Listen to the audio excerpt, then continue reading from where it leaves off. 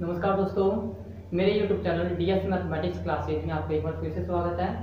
आज का जो लेक्चर है वो क्लास 11th मैथमेटिक्स स्टूडेंट्स के लिए है, जिसमें हम चैप्टर फर्स्ट सेट के बारे में बात करेंगे। और आज हम जो बात करने वाले हैं वो हमारा टॉपिक है इंटरवल्स। ठीक है भाई, आज जो हमारा टॉपिक है वो है इंटरवल्स, और साथ ही साथ एक डेफिनेशन है आपकी इंपॉर्टेंट डेफिनेशन, जिसका नाम है प्रॉपर सबसेट या फिर उचित उपसमुच्चय। ठीक है भाई, तो देखो हम जो ये डेफिनेशंस हैं और इंटरवल्स की जो डेफिनेशंस हैं उनको स्टार्ट करने से पहले हमने जो लास्ट लेक्चर के अंदर जो सबसेट की डेफिनेशन पढ़ी थी, हमने लास्ट लेक्चर के अंदर जो सबसेट की डेफिनेशन पढ़ी थी, उस डेफिनेशन पर बेस्ड कुछ हम नोट्स लिखने वाले हैं। ठीक है भाई, कुछ इंपोर्टेंट नोट्स हैं जिनकी हेल्प आपको आगे आने वाले क्वेश्चंस में मिलेगी, और साथ ही साथ उनके द्वारा आप ये पहचान पाओगे कि आपका सेट के अंदर जो आपका टॉपिक है या आपका चैप्टर सेट, उसके अंदर आपका एनालाइजेशन कितना हो चुका है, मतलब आप उसमें कितने परिपक्व हो चुके हो। ठीक है भाई, अगर आप उन नोट्स को समझ पाते हो अच्छी तरीके से,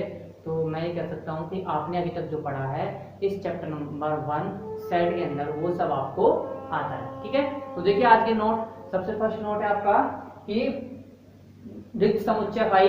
पहला जो नोट है वो आपका वो ये है कि रिक्त समुच्चय फाई, रिक्त समुच्चय फाई, रिक्त समुच्चय फाई प्रत्येक समुच्चय का उपसमुच्चय होता है।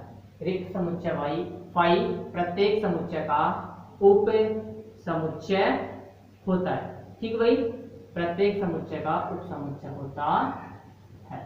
अब देखो कैसे होता है, आपको पता है एक समुच्चय फाई के अंदर एक भी एलिमेंट नहीं होता। ठीक भाई, एक तो समुच्चय फाई के अंदर एक भी एलिमेंट नहीं होता, तो आप ये कह सकते हो कि इसके अंदर जितने भी एलिमेंट है, इसके अंदर जितने भी एलिमेंट है वो सेट के अंदर होंगे। ठीक भाई, जब इसके अंदर कोई एलिमेंट ही नहीं है तो आप क्या कह सकते हो, आप ये कह सकते हो कि इसके अंदर कितने एलिमेंट है, 0 एलिमेंट। इसके अंदर 0 एलिमेंट है, तो ये जो 0 एलिमेंट है मतलब एलिमेंट नहीं है, वो किसके अंदर होंगे, वो सेट के अंदर भी होंगे। ठीक भाई, कहने का मीनिंग समझिए मेरा कि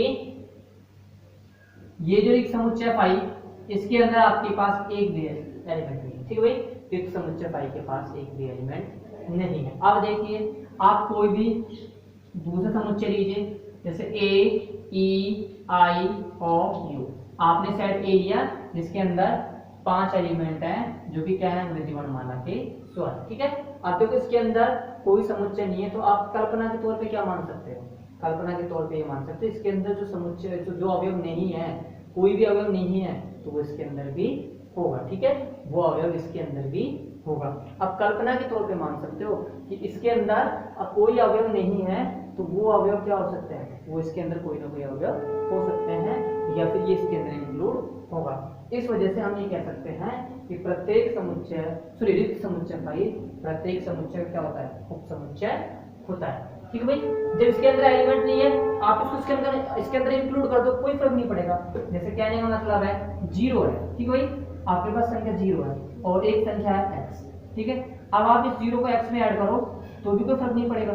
ठीक है, या फिर इस 0 में आप x को ऐड करो तो भी कोई फर्क नहीं पड़ेगा, आना तो आपके पास x ही है। इसी वजह से हम ये कह सकते हैं जब इसके पास एलिमेंट नहीं है तो वो एलिमेंट किसके अंदर, इसके अंदर होंगे। अगर आप इसको इसके अंदर जोड़ भी दो भाई, दोनों सेट के एलिमेंट्स को अगर आप जोड़ते हो तो भी आपको यही सेट मिलने वाला है। तो कहने का मतलब क्या है, ये रिक्त समुच्चय फाई क्या है, प्रत्येक समुच्चय का उप समुच्चय होता है। ठीक भाई, रिक्त समुच्चय फाई क्या होता है, प्रत्येक समुच्चय का उप समुच्चय होता है। सेकंड है प्रत्येक समुच्चय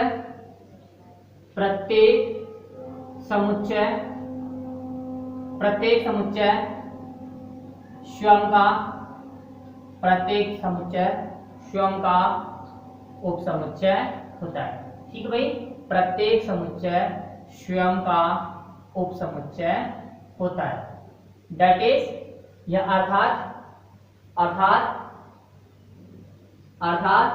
ए सबसेट ऑफ ए। ठीक है भाई, अर्थात ए किसका उप समुच्चय है, ए का ही उप समुच्चय। ठीक है, अब देखो कैसे है, जैसे मान लिया आपने ए के अंदर एलिमेंट है 1 और -1। ठीक है, ए के अंदर एलिमेंट क्या है, 1 और -1। और अगेन एक आपने इसी को ले लिया, इसी सेट को, कि इस सेट ए के अंदर एलिमेंट कौन कौन से है, 1 और -1। आप देखो तो इस सेट ए का प्रत्येक एलिमेंट इसके अंदर है भाई। इस सेट का आपका जो एलिमेंट है, इस सेट का एलिमेंट लीजिए आप, कोई सा भी ले लिया आपने, 1 इसके अंदर है -1 इसके अंदर है, मतलब इस सेट के प्रत्येक एलिमेंट इसके अंदर है। ठीक भाई, इस सेट ए का प्रत्येक एलिमेंट इस सेट के अंदर, मतलब आप क्या कह सकते हो कि ये सेट इसका क्या है, ये सेट इसका उपसमुच्चय। कहने का मतलब है प्रत्येक समुच्चय स्वयं का उपसमुच्चय होता है। ठीक है। थर्ड देखिए, किसी भी समुच्चय के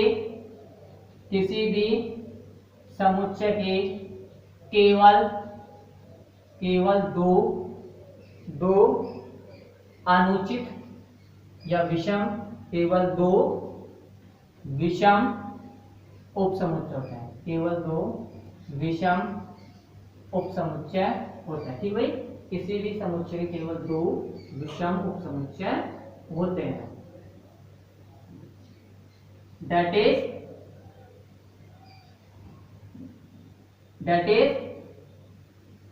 समुच्चय ए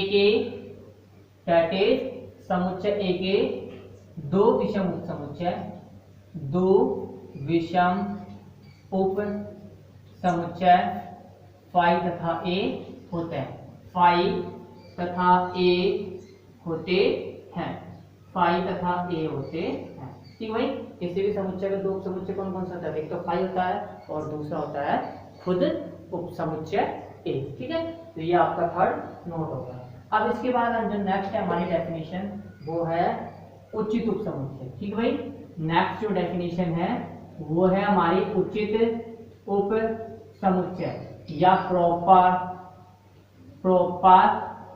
सबसेट। ठीक है भाई, नेक्स्ट जो डेफिनेशन है वो है आपकी उचित उपसमुच्चय या प्रॉपर सबसेट। अब देखिए प्रॉपर सबसेट होता क्या है,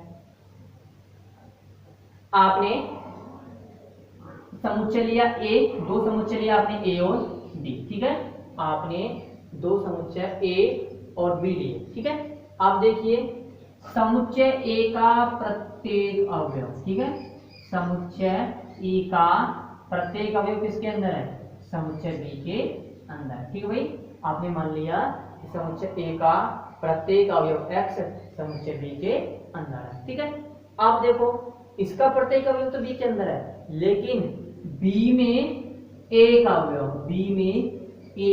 अवयव ऐसा है, बी में कम से कम एक अवयव ऐसा है जो किसके अंदर नहीं है, जो ए के अंदर नहीं है। कहने का मतलब है कि इस समुच्चय का प्रत्येक अवयव इस समुच्चय के अंदर तो है, लेकिन इस समुच्चय बी के अंदर कम से कम एक अवयव ऐसा है जो किसके अंदर नहीं है, समुच्चय ए के अंदर नहीं है। तो ये समुच्चय ए इसका क्या कहलाता है, उचित उपसमुच्चय कहलाता है। ठीक भाई, क्या कहलाता है, उचित उपसमुच्चय कहलाता है। दोबारा से देख लीजिए, 2 समुच्चय लिया आपने ए और बी। ठीक है, और यहाँ पे समुच्चय ए इस प्रकार है कि समुच्चय ए का प्रत्येक अवयव किसके अंदर है, समुच्चय बी के अंदर, जो कि मैंने कहा लिख दिया कि each X belongs to A, each मतलब प्रत्येक, each x belongs to A, this implies x belongs to B। तथा समुच्चय B में कम से कम एक अवयव x ऐसा है, समुच्चय B में कम से कम एक अवयव x ऐसा है जो किसके अंदर नहीं है, A के अंदर नहीं है। तो मैंने लिख दिया there exist x belongs to B, this implies x does not belongs to A। कहने मतलब है एक अवयव x B के अंदर ऐसा है जो कि x A के अंदर नहीं है। ठीक भाई, तो आप इस समुच्चय ए को क्या बोलोगे, इसको बोलोगे पी का उचित उपसमुच्चय। और इसको किस प्रकार से लिखोगे, इसको लिखोगे कि ए सबसेट होगा किसका, बी का, लेकिन कौन सा सबसेट होगा, प्रॉपर सबसेट होगा। ठीक भाई, यहाँ पे ये जो बार का चिन्ह है, ये जो अंडरलाइन है, ये नहीं लगानी है। इसका मीनिंग पता है क्या होता है, इसका मीनिंग होता है या तो ए सबसेट होगा बी का या ए बराबर होगा बी के। ठीक है, जबकि इसका मीनिंग क्या होता है, इसका मीनिंग सिर्फ एक ही ये होता है कि इस समुच्चय के अंदर कम से कम एक एलिमेंट आता है जो कि इसके अंदर नहीं है। ठीक है भाई, दोनों अलग अलग है। ठीक है, यहाँ पे ये नहीं आएगा चिन्ह, यहाँ पे कौन सा आएगा, ये वाला सबसेट का चिन्ह आएगा। ठीक है, देखिए इसको किस प्रकार से लिखते हैं, ए सबसेट ऑफ बी, मतलब समुच्चय ए के अंदर कम से कम एक एलिमेंट ऐसा है जो किसके अंदर है, ए के अंदर है। ठीक है, एग्जांपल के तौर पे देखो, ए बराबर आपने ले लिया 1 2 3 और 4, ठीक है, और बी बराबर आपने ले लिया 1 2 3 4 और 5, ठीक है। अब देखिए समुच्चय ए का प्रत्येक अवयव चेक कीजिए, 1 2 3 4 के समुच्चय बी में है 1 2 3 4, लेकिन समुच्चय बी में एक अवयव ऐसा है 5 जो कि किसके अंदर नहीं है, ए के अंदर नहीं है। मतलब आप क्या कह सकते हो कि ए सबसेट तो है बी का, लेकिन कौन सा सबसेट है, प्रॉपर सबसेट। मतलब ए क्या है, बी का उचित उपसमुच्चय है। और जब ए बी का उचित उपसमुच्चय होगा तो हमेशा ध्यान रखना cardinality of A less then होगी हमेशा बी से, मतलब ए में अवयवों की संख्या बी में अवयवों की संख्या से कम होगी। ठीक है भाई, ए में जितने भी अवयव होंगे वो किससे कम होंगे, हमेशा बी से कम होंगे। जबकि इस कंडीशन के अंदर अवयव क्या होते हैं, इस कंडीशन के अंदर अवयवों की दो कंडीशन है, या तो ए में अवयवों की संख्या बी से कम हो या ए में अवयवों की संख्या बी के बराबर हो। ठीक है भाई, या तो ए में अवयवों की संख्या बी से कम हो या ए में अवयवों की संख्या किसके बराबर हो, बी के बराबर हो। ठीक है, तो ये आपकी डेफिनेशन होती है कंप्लीट। देखिए माना ए तथा बी कोई दो समुच्चय, माना ए तथा बी कोई दो समुच्चय हैं। ठीक है, माना ए तथा बी कोई दो समुच्चय हैं, तब समुच्चय ए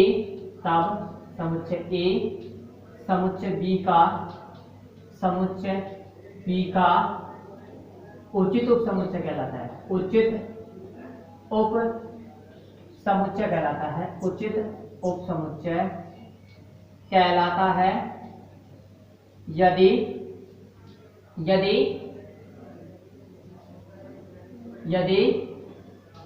समुच्चय ए का प्रत्येक अवयव, यदि समुच्चय ए का प्रत्येक अवयव समुच्चय बी में विद्यमान हो, समुच्चय बी में विद्यमान हो, लेकिन समुच्चय बी में कम से कम एक अवयव ऐसा विद्यमान हो, एक अवयव ऐसा विद्यमान हो जो समुच्चय ए में नहीं हो, जो समुच्चय ए में नहीं हो, जो समुच्चय ए में क्या हो, नहीं हो, इसे ए सबसेट ऑफ बी से व्यक्त करते हैं, इसे ए सबसेट ऑफ बी से व्यक्त करते हैं। ठीक है भाई, किससे व्यक्त करते हैं, इसे ए सबसेट ऑफ बी से व्यक्त करते हैं। एग्जांपल देखिए इसका, ए बराबर आपने ले लिया 1 2 3 और बी बराबर आपने ले लिया 1 2 3 4। ठीक है, तब आप क्या कह सकते हो कि समुच्चय ए समुच्चय बी का, समुच्चय ए समुच्चय बी का उचित उपसमुच्चय। ठीक है भाई, क्या है, उचित उपसमुच्चय है। ठीक है भाई, समुच्चय ए क्या है, समुच्चय बी का उचित उपसमुच्चय है। क्यों है, क्योंकि यहाँ पे समुच्चय ए का प्रत्येक अवयव किसके अंदर है, समुच्चय बी के अंदर है, लेकिन समुच्चय बी में कम से कम एक अवयव 4 ऐसा विद्यमान है जो कि किसके अंदर नहीं है, समुच्चय ए के अंदर नहीं है। तो समुच्चय ए क्या है, समुच्चय बी का उचित उपसमुच्चय है। ठीक भाई, क्या है, उचित उपसमुच्चय है। अब इसके बाद जो नेक्स्ट डेफिनेशन है वो आपकी है इंटरवल। ठीक है, नेक्स्ट जो डेफिनेशन है वो आपकी है इंटरवल या फिर अंतराल। ठीक है, अंतराल की डेफिनेशन देखिए, अंतराल होता क्या है। देखो भाई, आपने वास्तविक संख्याओं का समुच्चय ले लिया r। ठीक है, आपने वास्तविक संख्याओं का समुच्चय के ले लिया r ले लिया। ठीक है, r में कौन कौन सी संख्याएं हैं, परिमेय संख्या और अपरिमेय संख्या है। ठीक है भाई, r में कौन कौन सी संख्याएं हैं, परिमेय और अपरिमेय है। अब देखिए इस समुच्चय आर से आपने दो संख्या ले ली ए और बी, ठीक है। इस समुच्चय आर से आपने दो संख्याएं ए और बी ले ली, जहां पे ए किससे छोटी है, जहां पे एक छोटी है बी से, ठीक है, जहां पे ए किससे छोटी है, बी से छोटी है। तब ए से बी के बीच की जितनी भी संख्याएं होंगी, तब ए से बी के बीच की जितनी भी संख्याएं होंगी, उन संख्याओं के समुच्चय को आप क्या बोलोगे, उन संख्याओं के समुच्चय को बोलोगे अंतराल, ठीक भाई। उन संख्याओं के समुच्चय को क्या बोलोगे आप, अंतराल बोलोगे। कहने मतलब है संख्या ए से लेकर संख्या बी के बीच में जितनी भी संख्याएं हैं, उन सभी संख्याओं का समुच्चय क्या कहलाता है, अंतराल कहलाता है, या फिर क्या कहलाता है, वास्तविक संख्याओं के समुच्चय का अंतराल कहलाता है, ठीक है। क्या कह सकते हैं इसको, अंतराल कहते हैं। अब देखिए डेफिनेशन देख लीजिए, इसकी डेफिनेशन क्या होती है, दोबारा से देख लीजिए। डेफिनेशन ये है कि किन्हीं भी दो वास्तविक संख्याएं ए और बी, जहां पे ए छोटा है बी से, के मध्य की सभी वास्तविक संख्याओं का समुच्चय क्या कहलाता है, अंतराल कहलाता है, ठीक भाई। क्या कहलाता है, अंतराल, जिसको आप इंग्लिश में क्या बोलोगे, इंटरवल, ठीक है। इंग्लिश में क्या बोलोगे, इंटरवल बोलोगे। तो देखो डेफिनेशन देखो अंतराल की, अंतराल या फिर इंटरवल, ठीक है, अंतराल या फिर इंटरवल। देखो भाई, माना ए तथा बी, माना ए तथा स्मॉल बी कोई दो वास्तविक संख्या इस प्रकार है। माना ए तथा स्मॉल बी कोई दो वास्तविक संख्या है, कोई दो वास्तविक संख्या है, जहां ए किससे छोटी है, ए छोटी है बी से, ठीक भाई। जहां ए किससे छोटी है, ए छोटी है बी से, तब संख्या ए तथा बी के मध्य, तब संख्याओं ए तथा बी के मध्य, ए तथा बी के मध्य सभी वास्तविक संख्याओं का समुच्चय, ए तथा बी के मध्य सभी वास्तविक संख्याओं का समुच्चय क्या कहलाता है, सभी वास्तविक संख्याओं का समुच्चय अंतराल कहलाता है। सभी वास्तविक संख्याओं का समुच्चय अंतराल कहलाता है, ठीक भाई। क्या कहलाता है, अंतराल कहलाता है, ठीक है, अंतराल कहलाता है। इसे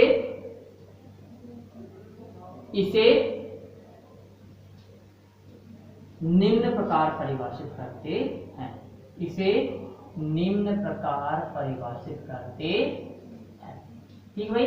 इसे निम्न प्रकार परिभाषित करते हैं। देखो भाई किस प्रकार से करते हैं, कि अंतराल, मान लिया आपने कौन सा, ए, अंतराल a बराबर x such that a less than x less than b, ठीक है। अंतराल अंतराल है आपके पास a, ठीक है, जिसके अंदर संख्या क्या है, जिसके अंदर संख्या है x, ठीक है, और वो x क्या है, वो x है वास्तविक संख्या, और वो किन के मध्य स्थित है, वो स्थित है a से लेकर b के मध्य, ठीक है। वो किन के मध्य स्थित है, a से लेकर b के मध्य स्थित है। ये आपकी डेफिनेशन हो गई अंतराल की। नेक्स्ट अब उसके बाद देखो, अंतराल अगर आपसे कहा जाए एक संख्या लो 3 और एक लो 5, ठीक है, एक संख्या आपने 3 ले ली, एक संख्या ले ली आपने 5, तो इन दोनों के मध्य जितनी भी संख्या है ना, वास्तविक संख्या है, उनको क्या कहोगे आप, उनके समुच्चय को, उनके समुच्चय का अंतराल कहोगे। आप देखो अंतराल भी कितने प्रकार के होते हैं, अंतराल भी कई प्रकार के होते हैं, 4 प्रकार के अंतराल होते हैं, ठीक है। उनके अलग अलग डेफिनेशन होती है, अलग अलग तरीके से उनको डिफाइन किया जाता है, किस प्रकार से किया जाता है वो देखिए। लेकिन वो 4 प्रकार बन किस अकॉर्डिंग है, वो बन रहे हैं, उनका आधार क्या है कि इंटरवल भी 4 प्रकार के होते हैं। इंटरवल का डिवाइडेशन क्यों किया है, क्योंकि यहाँ पे आपके पास 4 पॉसिबिलिटी होती है भाई, ए और बी के मध्य वास्तविक संख्याओं का कलेक्शन कर रहे हो, संग्रह कर रहे हो, तो यहाँ पे 4 कंडीशन है, या तो ये दोनों जो पॉइंट है श्रेय वाले, इन बिंदु क्या बोलते हैं, ए और बी को श्रेय बिंदु बोलते हैं, या तो ये दोनों श्रेय बिंदु शामिल हो अंतराल में, या ये दोनों श्रेय बिंदु शामिल नहीं हो, या ए शामिल हो बी नहीं हो, या फिर बी शामिल ए शामिल नहीं हो और बी शामिल हो। तो इन श्रेय बिंदुओं के निष्कासन और ग्रहण के आधार पर अंतराल कितने प्रकार के होते हैं? 4 प्रकार के होते हैं। ठीक भाई, कितने प्रकार के होते हैं? टोटल 4 प्रकार के होते हैं। आप देखो कौन कौन से होते हैं वो भी देखिए। सबसे पहला आता है, या फिर आप ऐसे कह सकते हो, श्रेय बिंदुओं,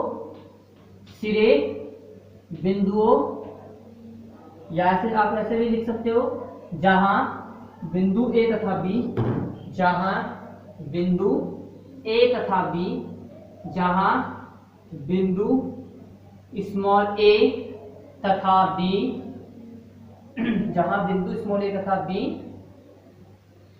अंतराल के श्रेय बिंदु कहलाते हैं। अंतराल के श्रेय बिंदु कहलाते हैं। ठीक भाई, क्या कहलाते हैं? अंतराल के श्रेय बिंदु कहलाते हैं। ठीक है, आप देखो, अब डेफिनेशन स्टार्ट करते हैं। इन श्रेय बिंदुओं ए तथा बी के आधार पर, इन श्रेय बिंदुओं स्मॉल ए तथा बी के आधार पर, स्मॉल ए तथा बी के आधार पर अंतराल 4 प्रकार के होते हैं। अंतराल 4 प्रकार के होते हैं। ठीक है भाई, अंतराल कितने प्रकार के होते हैं? 4 प्रकार के होते हैं। अब कौन कौन से होते हैं वो देखिए। अंतराल, सबसे पहला अंतराल आता है आपका विवृत अंतराल। ठीक भाई, सबसे पहला कौन सा आता है आपका? विवृत अंतराल। ठीक है, क्या बोलते हैं इसको? इसको बोलते हैं इंग्लिश में ओपन इंटरवल। ठीक है, क्या बोलते हैं इसको? Open interval. ठीक, सेकंड होता है संवृत अंतराल। सेकंड आता है संवृत अंतराल। ठीक है, संवृत अंतराल होता क्या है? Close interval. इंग्लिश में क्या बोलते हैं इसको? Close interval. ठीक है, आप देखो, उसके बाद थर्ड होता है आपका अर्ध संवृत अंतराल। अर्ध संवृत अंतराल। ठीक है, थर्ड जो इंटरवल है वो कौन सा है आपका? अर्ध संवृत अंतराल, जो कि क्या क्या बोलते हैं इसमें? इसको सेमी क्लोज्ड इंटरवल। ठीक है, सेमी क्लोज्ड इंटरवल। ठीक, फोर्थ होता है आपका अर्ध विवृत अंतराल। ठीक है, अर्ध विवृत अंतराल या सेमी ओपन इंटरवल, या सेमी ओपन इंटरवल। ठीक है, ये 4 प्रकार के इंटरवल होते हैं। आप देखो, इन 4 प्रकार के इंटरवल्स की को आप डिफाइन किस प्रकार से करते हो, या डेफिनेशन क्या होती है इन 4 प्रकार के इंटरवल्स की? तो देखिए,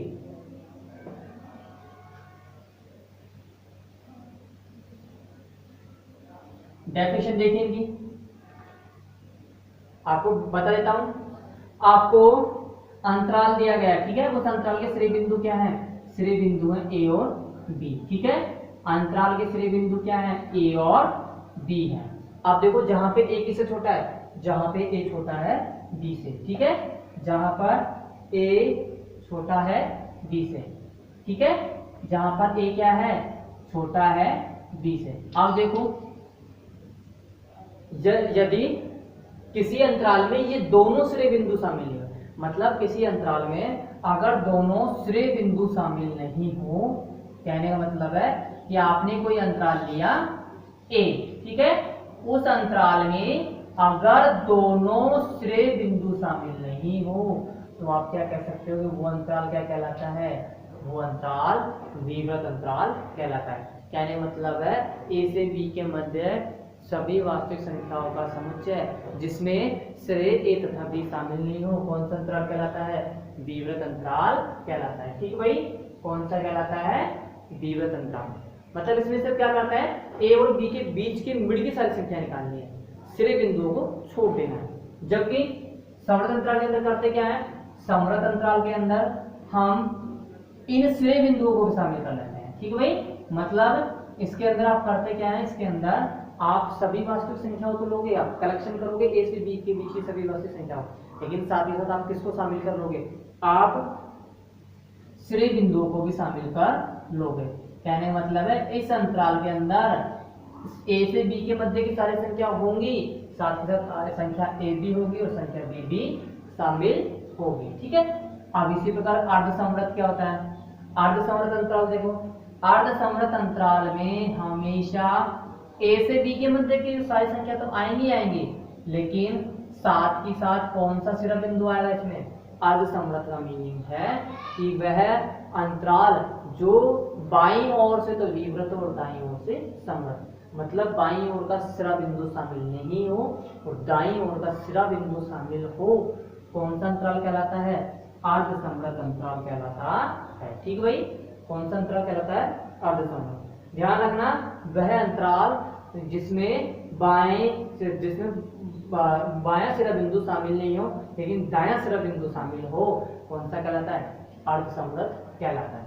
इसी प्रकार अर्धविवृत क्या होता है, अर्धविवृत अंतराल में वे सारी वास्तविक संख्याएं होती हैं जो ए से बी के बीच तो होती हैं, साथ ही साथ इसमें क्या होता है, इसमें बायां सिरा बिंदु शामिल होता है जबकि दायां नहीं होता। ठीक है भाई, इसमें बायां सिरा बिंदु तो शामिल होता है जबकि दायां नहीं होता।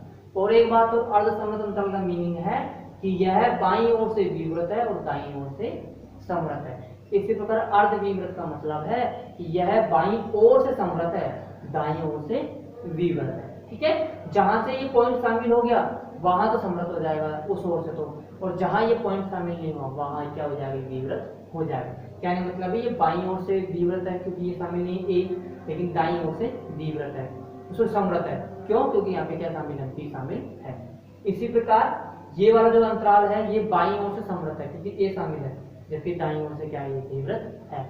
अब देखो इनको डिफाइन किस प्रकार करते हैं, इनको डिफाइन या फिर व्यक्त किस प्रकार करते हैं, व्यक्त करने का तरीका देख लो। इसको विवृत अंतराल को व्यक्त करते हैं या तो ओपन इंटरवल ए बी से, या व्यक्त करते हैं ओपन इंटरवल ए बी से। ठीक है, इनको या तो इस सिंबल से व्यक्त करते हैं या इससे व्यक्त करते हैं, जबकि इसको किससे व्यक्त करते हैं, जबकि इसको व्यक्त करते हैं open interval close interval A B से। ठीक है, इसी प्रकार अर्धसमवर्त को कैसे व्यक्त करते हैं, अर्धसमवर्त को आप हमेशा व्यक्त करोगे किससे, इस सिंबल से। ठीक है, किससे व्यक्त करोगे, सेमी क्लोज्ड इंटरवल या अर्धसमवर्त अंतराल। और या फिर आप इसको किससे व्यक्त कर सकते हो, इससे भी व्यक्त कर सकते हो। ठीक है, इसी प्रकार अर्धविवृत को किस प्रकार व्यक्त करोगे, इससे व्यक्त कर सकते हो।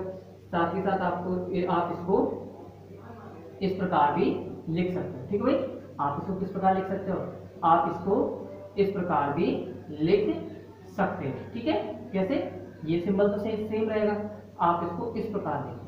ठीक है, तो ये क्या है, इनके नोटेशन है या इनके संकेत है कि विवृत अंतराल किस प्रकार व्यक्त किया जाता है, समवर्त अंतराल किस प्रकार व्यक्त किया जाता है, अर्धसमवर्त को किस प्रकार व्यक्त किया जाता है और अर्धविवृत को किस प्रकार व्यक्त किया जाता है। ठीक है, तो ये आपको समझ में आई है। ध्यान रखना, विवृत में दोनों शामिल नहीं है, समवर्त में दोनों शामिल है। अर्धसमवर्त में दाईं ओर से समवर्त है और अर्धविवृत में दाईं ओर से विवृत है। ठीक है, तो ये मैंने आपको सिंबल बता दी, डेफिनेशन बता दी और डिफाइन बता दी किस प्रकार से डिफाइन करते हैं। अब इनके चारों की डेफिनेशन देख लीजिए, अब कंटिन्यू। अब इनके चारों की आप डेफिनेशन देख लीजिए, क्या डेफिनेशन होती है। ठीक है, देखो फर्स्ट है आपका विवृत अंतराल। ठीक है, फर्स्ट है विवृत अंतराल या ओपन इंटरवल। वह अंतराल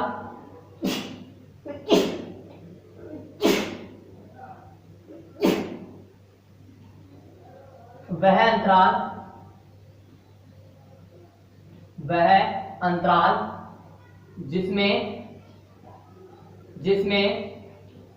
श्रेय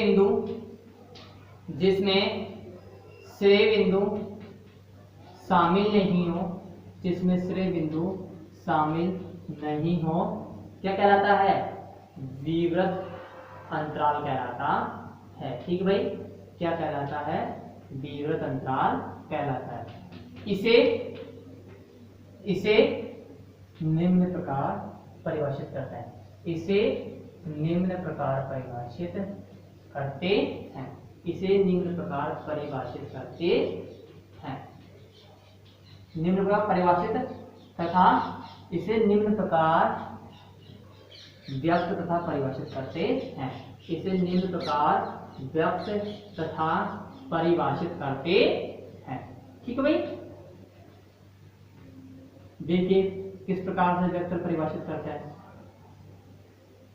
ओपन इंटरवल ए बी या ओपन इंटरवल ए बी, और इसको लिख सकते हो आप X such that X belongs to R comma A less than X less than B. ठीक है, उन वास्तविक संख्याओं का समुच्चय जो कि ए और बी के बीच में, जहाँ पे सिरे बिंदु ए और बी शामिल नहीं है। ठीक है, सेकंड है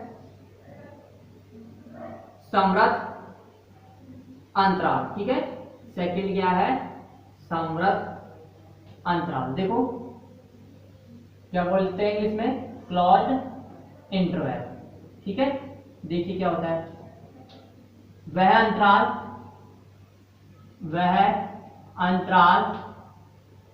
जिसमें सिरे बिंदु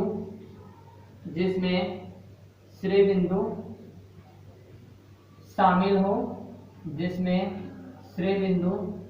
हो, समवर्त अंतराल कहलाता है।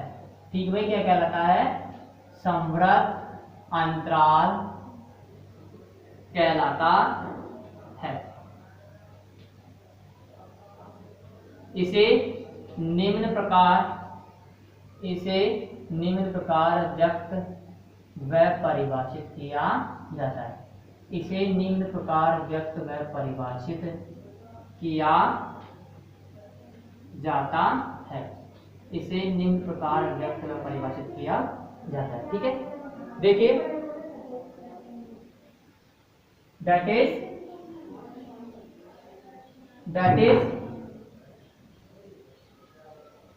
Is open interval A B बराबर X such that X belongs to R comma A less than equal to X less than equal to B. ठीक है, थर्ड है अर्ध समवर्त अंतराल। अर्ध समवर्त अंतराल या सेमी क्लोज्ड इंटरवल या सेमी क्लोज्ड इंटरवल। ठीक है, देखिए क्या होता है, वह अंतराल जिसमें बायां सिरा बिंदु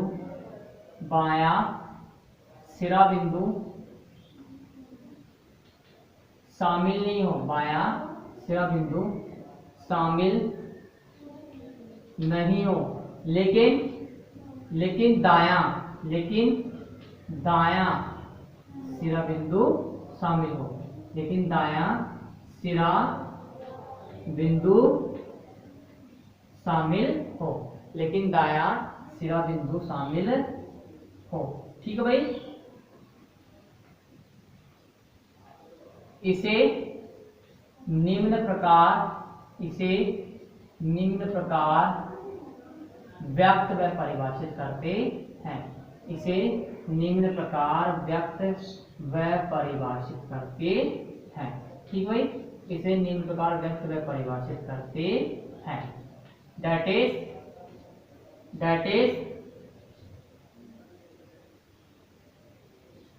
सेमी क्लोज्ड इंटरवल बराबर x such that x belongs to r comma a less than x less than equal to b।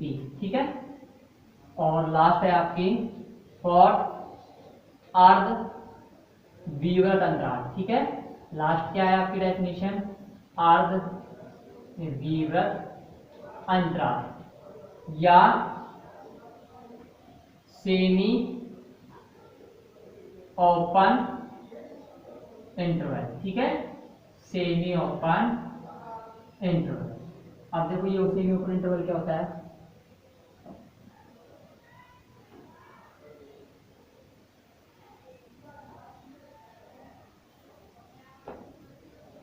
वह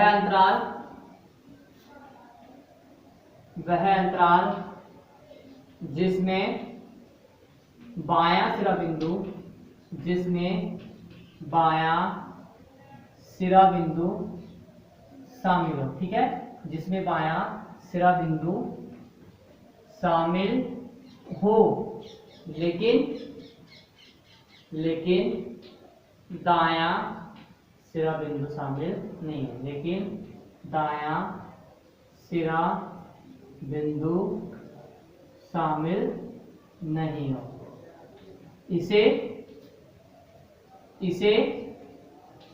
निम्न प्रकार